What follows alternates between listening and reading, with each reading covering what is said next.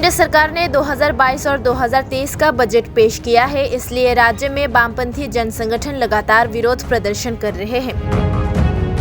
बुधवार को अगरतला मेलार मार्ट में एसएफआई, CITU, DYFI और All India Democratic Women's Association की ओर से धरना प्रदर्शन किया गया।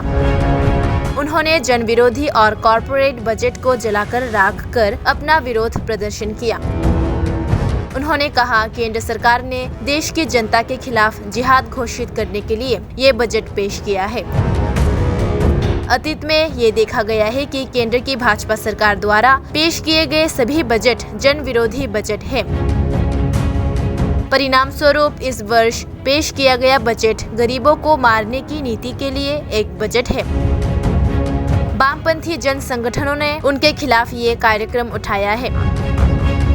अभिजीत चक्रवर्ती ने कहा कि इस कार्यक्रम को कल केंद्रीय रूप से लिया गया था और आज के जयनगर और मेलार मार्ट स्थानीय समिति ने विरोध कार्यक्रम की शुरुआत की। देशेर जनगणের বিরুদ্ধে জিহাদ ঘোষণা করার জন্য বাজেট পেশ করেছে এবং আমরা বিগত দিনে দেখেছি এই সরকার, কেন্দ্রের বিজেপি সরকার যতগুলি বাজেট পেশ করেছেন সবগুলো জনবিরোধী বাজেট।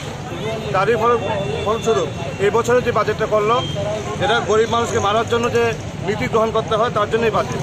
এর বিরুদ্ধেই আমাদের বামপন্থী গণসংগঠনগুলো, বিশেষ করে DYFI, SFI, CITU এবং গণতান্ত্রিক রায় সমিতি, এই সংগঠনগুলো তার বিরুদ্ধে আমরা এই কর্মসূচি গ্রহণ করেছি এবং গতকালকে আমাদের কেন্দ্রীয়ভাবে কর্মসূচি নেওয়া হয়েছিল।